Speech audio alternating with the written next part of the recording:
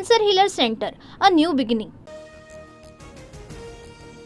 महाराष्ट्राची लोकप्रिय वृत्तवाहिनी आता डीडी फ्री डिशवर. आजपासून डीडी फ्री डिशच्या प्रेक्षकांना TV9 मराठी 68 क्रमांकावर पाहता येणार.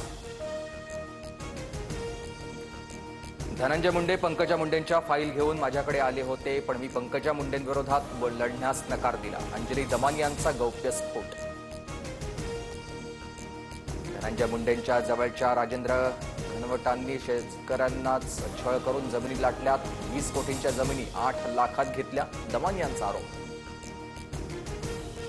विरोधात लढणाऱ्या शेतकऱ्यांवर घनवट यांनी खोटे गुन्हे दाखल केलेत. धनंजय मुंडेंकडून फोन आल्यानं 9 शेतकऱ्यांवर गुन्हे दाखल.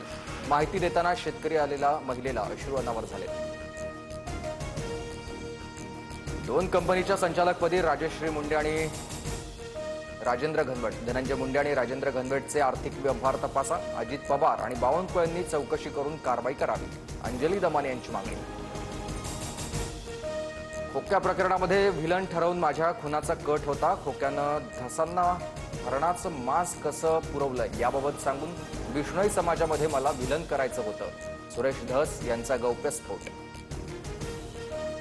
खोक्या भोसलेने मला हरणाचं मांस दिल्याचा आरोप टीपी मुंडेंनीच माझ्यावर केलेला. सुरेश धस यांचं विधान. सुरेश धसांकडून सहानुभूती मिळवण्याचा प्रयत्न. खोक्या हरणाचं मांस धसांना द्यायचं असं स्थानिकांचंच म्हणणं आहे. धसांच्या आरोपांनंतर टीपी मुंडेंचं उत्तर. सुरेश धसांना फसवलं जातंय. हरिण आमचा देव, आम्ही कधी मारले नाही. आमच्या घरामध्ये सापडलेलं मांस रानडुक्कर आणि बकऱ्याचं होतं.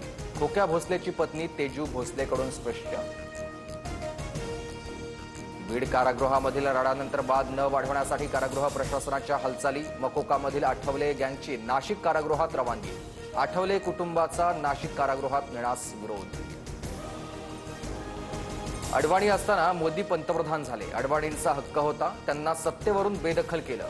संजय राऊतांचा दावा आहे. तर सप्टेंबरमध्ये मोदी 75 वर्षाचे होत असतानाच त्यांना निवृत्त व्हावं लागणार, राऊतांचं विधान.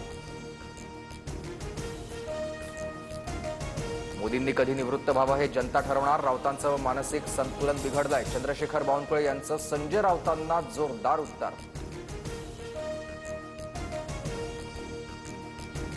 कुणाल कामराच्या 2 फेब्रुवारीच्या शोमधील प्रेक्षकांनाही पोलिसांकडून समन्स. नया भारत शोमध्ये उपस्थित प्रेक्षकांचे जबाब नोंदवले जाणार.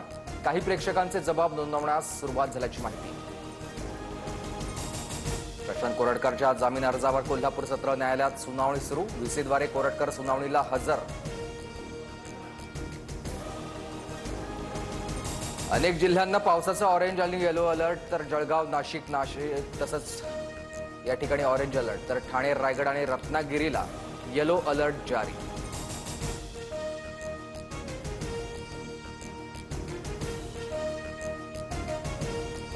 नोएडामधील शॉपिंग कॉम्प्लेक्समध्ये भीषण आग. 50 लोकांना वाचवण्यात अग्निशमन दलाला यश. जीव वाचवण्यासाठी लोकांना इमारतीमधून बाहेर उड्या.